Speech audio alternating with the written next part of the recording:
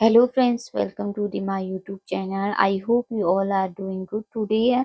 आपके मैं कुछ साइंस के यहाँ पे क्वेश्चन आपके लेके आई हूँ। कल मैंने एक वीडियो बनाई थी तो उसका जो किसी कारण से वो वीडियो आपकी वहाँ से एंड हो चुकी थी, तो वहीं से स्टार्ट करते हैं आज का क्वेश्चन। जैसे मैंने आपको कल बताया कि अब मैंने इसमें फिजिक्स के, केमिस्ट्री के, बायो के एंड पेडागोजी के क्वेश्चन यहाँ पे ले रखे हैं, यानी कि सारा मिक्सअप आपको एक जगह पे देखने को यहाँ पे मिलेगा। ये आपका जो साइंस का जो पेपर 2 है उसमें आपका यूजफुल होने वाला है। इसमें कुछ क्वेश्चन आपके प्रीवियस ईयर के क्वेश्चन हैं जो कहीं ना कहीं यूटेट में आपके आए हुए हैं। ठीक है, इससे आप अपने आप को इवेल्युएट कर सकते हैं कि आप कितना इसमें अच्छा कर पा रहे हैं, कितनी आपको आंसरिंग इसमें आ पा रही है। तो आई होप कि आपको ये वीडियो पसंद आएगी। ज़्यादा कुछ ना कहते हुए वीडियो को शुरू करते हैं जहाँ से कल एंड हुआ था। तो यहाँ पे है फॉर्मेटिव इवोल्यूशन इज डन, यानी कि आकृतिक मूल्यांकन किया जाता है। तो फॉर्मेटिव जो इवोल्यूशन है कब किया जाता है? At the end of the session, सत्र के अंत में। ड्यूरिंग टीचिंग लर्निंग प्रोसेस, यानी पढ़ाई के दौरान। नेक्स्ट है आपका ओनली इन एनुअल एग्जाम, केवल वार्षिक सत्र में। Only in half yearly exam, केवल अर्धवार्षिक परीक्षा में। जो फॉर्मेटिव इवोल्यूशन होता है वो ड्यूरिंग टीचिंग लर्निंग प्रोसेस है, यानी कि पढ़ाई के दौरान जो आपका इवोल्यूशन करा जाता है उसको फॉर्मेटिव इवोल्यूशन आपका बोला जाता है। नेक्स्ट होता है समेटिव इवोल्यूशन। वो क्या करा जाता है? आपका पढ़ाई के दौरान ना होके एंड में जो चीजें करी जाती है, सत्र के अंत में जो चीजें करी जाती है उसको समेटिव बोलते हैं। फॉर्मेटिव क्या रहता है आपके? जैसे टेस्ट है, बीच में आपका मंथली टेस्ट आता है, आपके क्लास टेस्ट रहते हैं जिसमें टीचर को पता लगता है कि बच्चा कितना आपका पढ़ पा रहा है, कितना उसमें इम्प्रूवमेंट आ चुका है, कितनी चीजें वो सीख पाया है, कितनी चीजों में टीचर उसको और अच्छे तरीके से बच्चा और इम्प्रूव हमें क्या करने की जरूरत है, ये चीजें उसमें आती है। ठीक है, नेक्स्ट क्वेश्चन है स्पीड इज मेजर्ड, यानी कि फिजिक्स के आपके क्वेश्चन यहाँ पे देखने को मिल रहे हैं। जो गति को यानी कि स्पीड को किसमें मापा जाता है? मीटर पर सेकंड में आपको मापा जाता है। आंसर ऑप्शन नंबर ए क्या हो जाएगा आपका? राइट आंसर हो जाएगा। क्वेश्चन नंबर 2 है the image formed by plane mirror is, यानी कि समतल दर्पण के द्वारा बनने वाली छवि होती है, कैसी रहती है? तो यहाँ पे ऑप्शन है आपका रियल एंड इन्वर्टेड, यानी कि वास्तविक और उल्टी। दूसरा है वर्चुअल एंड इरेक्ट, यानी कि आभासी और सीधी। सी है रियल एंड इरेक्ट, यानी कि वास्तविक और सीधी। दूसरा है नन ऑफ दी अदर। जो आपका प्लेन मिरर है उसके द्वारा कौन सी इमेज बढ़ती है? आपकी वर्चुअल एंड इरेक्ट, यानी कि आभासी और सीधी आपकी वहां पे जो छवि है वो बनती है। ठीक है, नेक्स्ट है which types of energy is posted by the moving body, यानी कि गतिमान पिंड के द्वारा आपके पास कौन सी ऊर्जा होती है? जब कोई चीज आपकी मूव करती है तो कौन सी एनर्जी उसके पास रहती है? पहला है पोटेंशियल एनर्जी, दूसरा है काइनेटिक, थर्ड है हीट, फोर्थ है आपका साउंड एनर्जी। जब भी कोई चीज आपकी गतिमान रहती है तो उसमें गतिज ऊर्जा यानी कि काइनेटिक एनर्जी वहाँ पे होती है। नेक्स्ट क्वेश्चन है केमिस्ट्री के क्वेश्चन कुछ आ चुके हैं यहाँ पे। पहला है which gas turn lime water in milky, यानी कि कौन सी गैस चूने के पानी को दूधिया बना देती है? पहला है आपका ऑक्सीजन, दूसरा है आपका नाइट्रोजन, थर्ड है कार्बन डाइऑक्साइड गैस, फोर्थ है आपका हाइड्रोजन। जो कौन सा ऐसी चीज है, यानी कि कौन सी गैस जो होती है जो चूने के पानी को दूधिया बनाती है? तो बनाती है आपकी option number C carbon dioxide gas. Next है आपका the chemical formula of washing soda is, यानी कि खुद होने वाला जो सोडा रहता है उसका जो केमिकल आपका फॉर्मूला रहता है वो क्या रहता है? तो उसका क्या है आपका Na2CO3.10H2O। ये आपका धोने वाला यानी कि जो आपका वॉशिंग सोडा है उसका क्या है केमिकल फॉर्मूला है। ये चीजें हमसे पूछी जाती है। ठीक है, the purest form of water, यानी कि जल का सबसे शुद्धतम रूप क्या रहता है? River water, ground water, rain water, sea water. तो रेन वाटर क्या रहता है आपका? प्योरेस्ट आपका वाटर रहता है। नेक्स्ट क्वेश्चन है आपका बायोलॉजी क्वेश्चन यहाँ पे देखने को मिल रहे हैं। उसमें पहला क्वेश्चन है the largest organ of the body, यानी कि सबसे बड़ा ऑर्गन कौन सा होता है बॉडी का? तो होता है आपका त्वचा। अभी यहाँ पे ना ग्लैंड पूछा गया है ना कुछ और चीजें पूछी गई है, यहाँ पे सिर्फ ऑर्गन पूछा गया है, तो वो क्या हो जाएगा आपका स्किन यानी कि त्वचा। नेक्स्ट क्वेश्चन है which part of the cell is called the power house of the cell, यानी कि कोशिका का कौन सा भाग कोशिका का विद्युत ग्रह कहलाता है।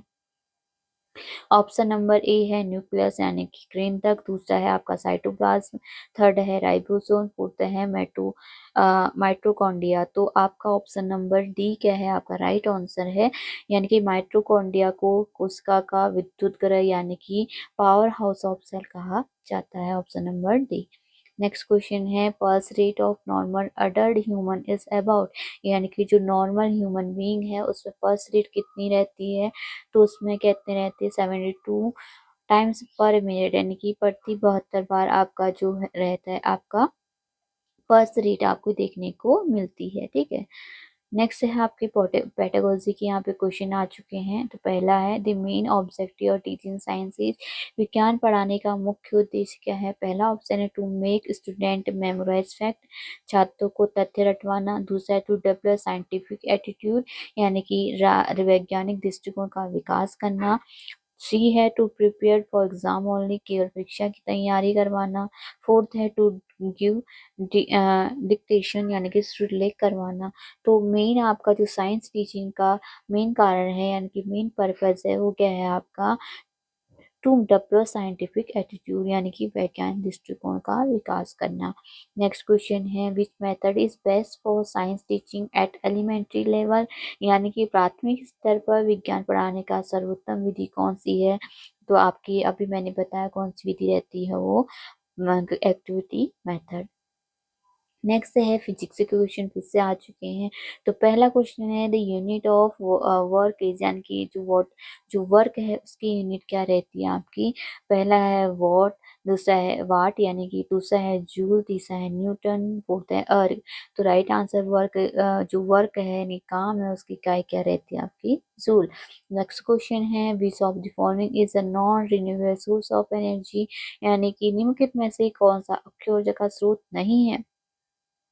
तो नॉन रिन्यूएबल मतलब जिसको हम क्या नहीं कर सकते, जिसे हम जो चीजें कहीं ना कहीं टाइम के साथ खत्म रह जाती है ऐसे रिसोर्सेज को क्या बोलते हैं, नॉन रिन्यूएबल कहते हैं, जिसे हम दोबारा रिन्यू नहीं कर सकते हैं। तो वो इसका राइट आंसर क्या रह जाएगा आपका कोयला।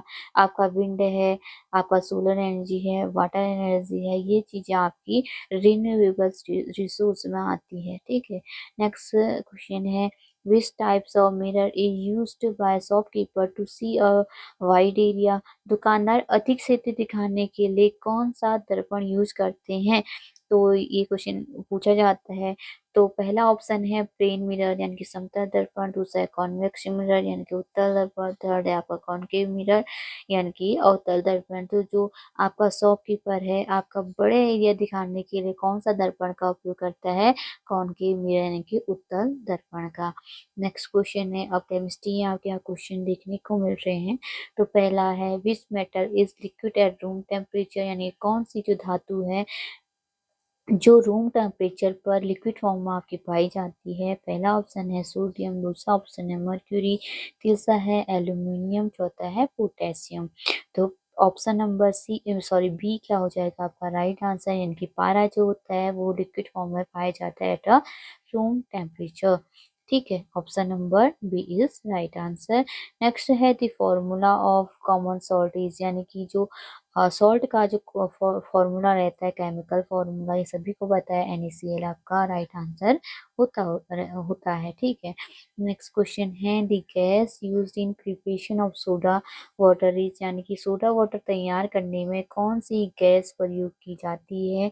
तो पहला ऑप्शन है आपका ऑक्सीजन, दूसरा है आपका हाइड्रोजन, थर्ड है कार्बन डाइऑक्साइड गैस, चौथा है आपका नाइट्रोजन। तो कौन सी गैस रहती है उसमें, कार्बन डाइऑक्साइड गैस रहती है। ठीक है, सोडा वाटर में। Option number C is right answer. अब यहाँ पे बायोलॉजी के कुछ क्वेश्चन यहाँ पे देखने को मिल रहे हैं।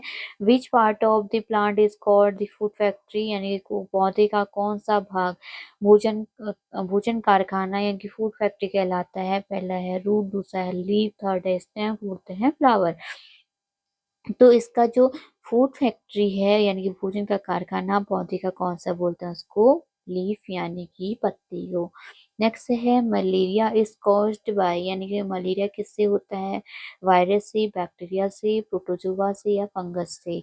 तो ऑप्शन नंबर सी क्या हो जाएगा? राइट आंसर हो जाएगा। जो मलेरिया होता है वो किसके द्वारा होता है? आपका प्रोटोजोआ के द्वारा होता है। ठीक है, कुछ चीजें आपकी वायरस के द्वारा रहती हैं, कुछ आपकी बैक्टीरिया के द्वारा होती है, कुछ आपका फंगस के द्वारा कोई डिजीज आपकी होती है। नेक्स्ट क्वेश्चन है which blood cells help in clotting of blood, यानी कौन सी रक्त कोशिकाएं हैं जो रक्त के थक्के को जमाने में मदद करती है। यानी कि जो आपका जब ब्लड आपका निकलता है तो कुछ देर के बाद देखते हो कि थोड़ी सी वहां पे क्लॉटिंग होगी, यानी कि जम चुका है और ब्लड भी बंद हो गया है। तो इसके जो मेन रीजन रहते हैं वो किसके कारण होता है? प्लेटलेट्स के कारण आपका होता है। ठीक है, नेक्स्ट आपको पेडागोजी के क्वेश्चन यहाँ पे देखने को मिल रहे हैं। साइंस टीचिंग शुड भी, यानी कि विज्ञान शिक्षण होना चाहिए, टीचर सेंटर्ड होना चाहिए, स्टूडेंट सेंटर होना चाहिए, बुक सेंटर्ड होना चाहिए, एग्जाम सेंटर्ड होना चाहिए।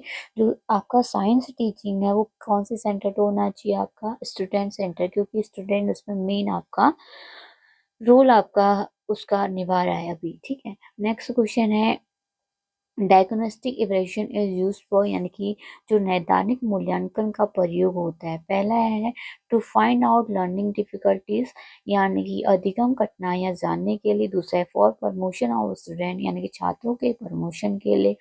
सी ऑप्शन है फॉर फाइनल ग्रेडिंग, यानी कि अंतिम ग्रेडिंग के लिए। फोर्थ है फॉर पनिशमेंट, यानी कि दंड देने के लिए। जो डायग्नोस्टिक एवोल्यूशन है वो किस लिए होता है? To find out learning difficulty, यानी कि अधिगम कठिनाइयां जानने के लिए। नेक्स्ट है आपके, यहाँ से हम अगला जो है पोर्शन नेक्स्ट पार्ट करेंगे। आई होप कि आपको ये वीडियो पसंद आएगी। Thank you so much.